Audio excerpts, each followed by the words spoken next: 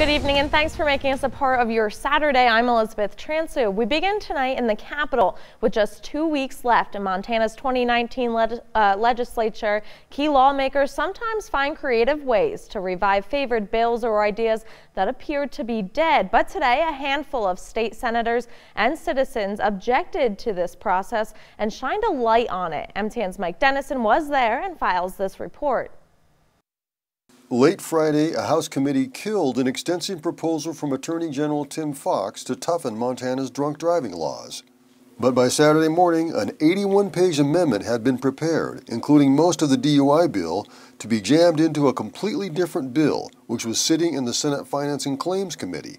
But that's not all. The amendment also included contents of two other bills meant to address an epidemic of missing Native American women, the so-called Hannah's Act, and one other.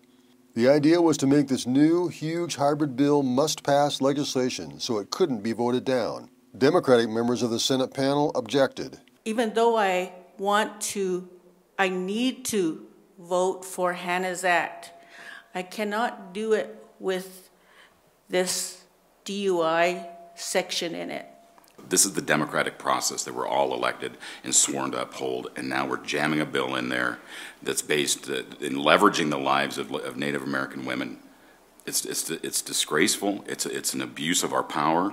It's abuse of the system. That brought a response from the panel's Republican chair, Senator Ryan Osmundson of Buffalo. So if you'd like to bring an amendment, if you'd like to bring a bill, you're welcome to do so. That's how the system works. So, and then we vote. And it either passes or it fails.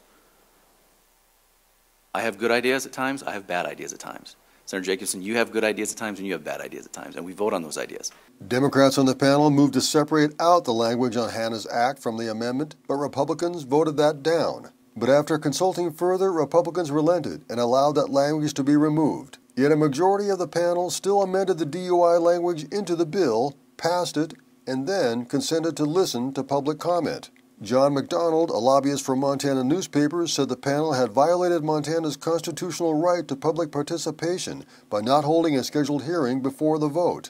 Veteran lawyer and lobbyist John Metropolis had even harsher words. If this process is allowed to stand, I'm here to bury the Montana Constitution, not praise it. If it allows this, because this is shameful, makes a mockery of the system, of your efforts, of my efforts. Whose plaything is the legislatures? Whose plaything are we? Do we really have a say? Most of that 81-page amendment was stuffed into this formerly one-page bill, known as a companion bill with a broad title for just this purpose in the waning days of the session.